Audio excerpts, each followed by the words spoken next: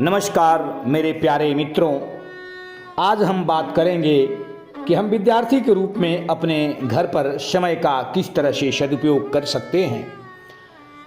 हमारे सभी विद्यार्थियों को यह अच्छी तरह समझ लेना चाहिए कि हम जो पढ़ रहे हैं वो हमारे लिए कितना ज़रूरी है और यह आपसे बेहतर कोई नहीं जानता है। उसे कब पढ़ना है, कैसे पढ़ना है, कहाँ पढ़ना है, यह आप ही सुनिश्चित कर सकते हैं। अपने आप पर समय की पाबंदी कतई मत लगाइए। जब भी मौका मिले तब भी पढ़िए। अपने खाने पीने, खेलने कूदने, सोने और जागने और पढ़ने के लिए एक समय सारणी का निर्माण कर लीजिए और उसका नियमित पालन करिए। प्रत्येक विद्यार्थी को जब भी वो घर रहे उसको अपने लक्ष्य के विषय में पता होना चाहिए कि उसका लक्ष्य क्या है। लक्ष्य ऐसा हो जो पढ़ाई के साथ साथ शारीरिक सामाजिक विकास को बढ़ावा दे।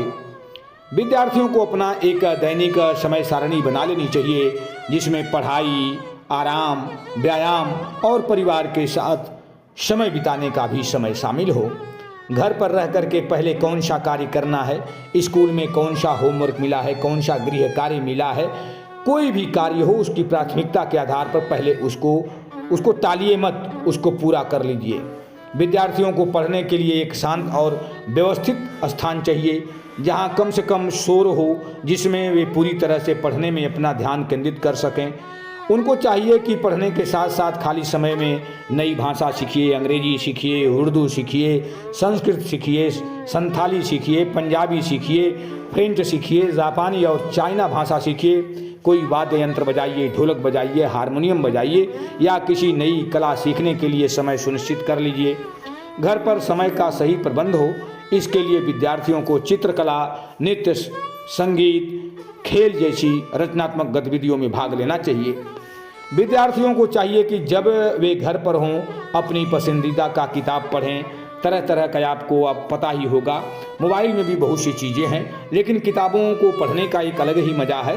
कहानियों को पढ़ करके उनसे कुछ ज्ञान लेना चाहिए, उनसे सीख लेना चाहिए। कविता पाठ करिए। अगल बगल कहीं मोहल्ले में नाटक होता है, गांव में कहीं नाटक होता है, उस नाटक में भी भाग लीजिए। अगर नहीं भाग लेना है तो घर में ही बैठ करके नाटक आप कर सकते हैं। शारीरिक ऊर्जा बनाए रखने के लिए और तनाव कम करने के लिए आपको प्रतिदिन व्यायाम करना होगा, सुबह की सैर करनी होगी। ये सुनिश्चित कीजिए कि आपको नींद अच्छी आ रही है कि नहीं आ रही है, क्योंकि अगर नींद अच्छी नहीं आएगी तो आपका बहुत सा कार्य प्रभावित होगा। आप अपने घर का भी काम कर सकते हैं, जैसे ये बालक साफ सफाई का काम कर रहा है, आप बागवानी भी कर सकते हैं। फूलों में, पेड़ पौधों में आप पानी दे सकते हैं, उनकी निराई गुड़ाई, उनकी देखभाल कर सकते हैं। इससे प्रकृति से जुड़ने का आपका एक संकल्प पूरा होगा। आपको पता ही होगा कि पर्यावरण संरक्षण आज की सबसे बड़ी ज़रूरत है। यदि आप नाटक में भाग लेते हैं तो घर में भी आप इसका अभ्यास कर सकते हैं। आपको नाटक के लिए छोटी छोटी बातों को समझना होगा, खेल कूद को समझना होगा। आप यह याद रखिए कि आप अपने माता पिता के साथ भी आपको एक समय देना होगा। उनके बीच बैठिए, दादा दादी के साथ बैठिए, उनसे कहानियों को कहने के लिए कहिए।